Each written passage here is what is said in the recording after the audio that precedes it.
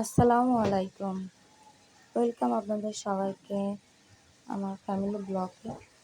আজকে অফিস থেকে আসার সময় দেখি মাছগুলা নিয়ে বসে আছে। রাত 10টা বাজে। নতুন পানি, আজকে অনেক বৃষ্টি হচ্ছে। বৃষ্টির কারণে নতুন পানিতে মাছ, আল্লাহর অনেক রহমত, আল্লাহর অনেক সৃষ্টির কোনো তুলনা নাই। আজকে আপনাদের এই মাছ দেখে আমার একটা গল্প মনে পড়ে গেল। আমি ক্লাস 8-এ পড়ি। নাসির স্যারের ক্লাস চলতেছে সামাজিক বিজ্ঞান, লাঞ্চের পরে। ক্লাস চলাকালীন আমাদের মাঠটা অনেক বড় ছিল, স্কুলের মাঠটা, হাই স্কুল।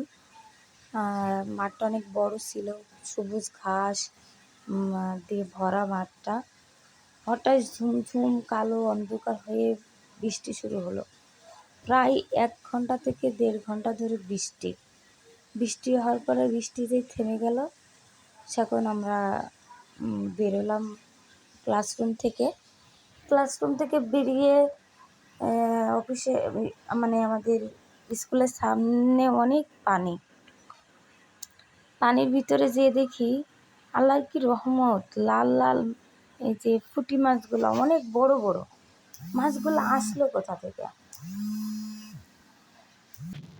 স্কুলের চারিপাশে কোনো জায়গায় পুকুর নাই, তাহলে কোনো জায়গার থেকে ভেসে মাছগুলো যে আসছে এরও কোনো মানে নেই।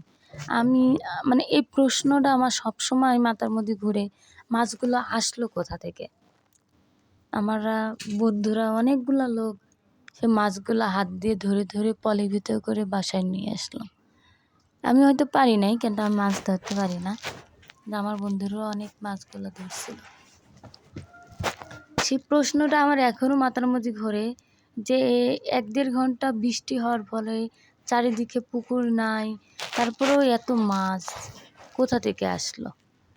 সবাই ভালো থাকবেন। আল্লাহ হাফেজ।